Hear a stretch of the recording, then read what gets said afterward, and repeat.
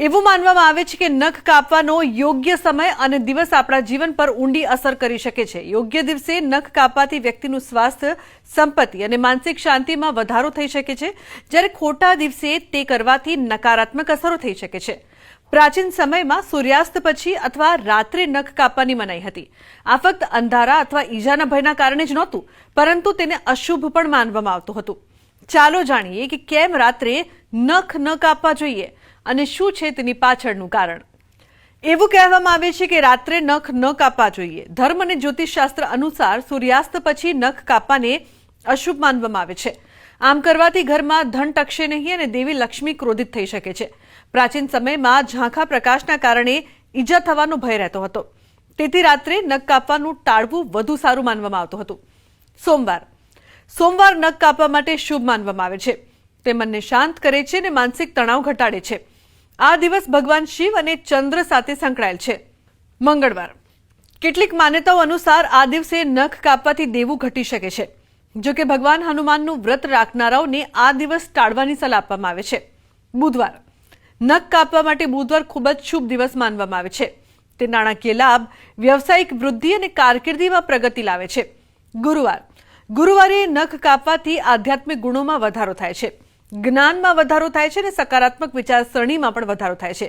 આ દિવસ ગુરુ ગ્રહ સાથે સંકળાયેલ છે। શુક્રવારને સૌથી શુભ દિવસ માનવામાં આવે છે। આ દિવસે નખ કાપવાથી દેવી લક્ષ્મી પ્રસન્ન થાય છે, જેનાથી સંપત્તિ, સુંદરતા, સમૃદ્ધિ અને સંબંધોમાં મધુરતા વધે છે। શનિવારે નખ કાપવું અશુભ માનવામાં આવે છે। આનાથી શનિ ભગવાન ગુસ્સે થઈ શકે છે, જેના કારણે નાણાકીય નુકસાન, માનસિક તણાવ અને સ્વાસ્થ્ય સમસ્યાઓ થઈ શકે છે। રવિવારે નખ કાપવાથી આત્મવિશ્વાસ નબળો પડી શકે છે, કામમાં અવરોધ આવી શકે છે અને સ્વાસ્થ્ય પર નકારાત્મક અસર પડી શકે છે। જો તમે તમારા જીવનમાં સુખ, સમૃદ્ધિ અને સકારાત્મકતા ઈચ્છતા હો તો નખ કાપતી વખતે દિવસ અને સમયનું ધ્યાન રાખવું મહત્વપૂર્ણ છે। શુક્રવાર અને બુધવારે નખ કાપવા સૌથી ફાયદાકારક માનવામાં આવે છે, જ્યારે શનિવાર અને રવિવાર ટાળવામાં આવે છે।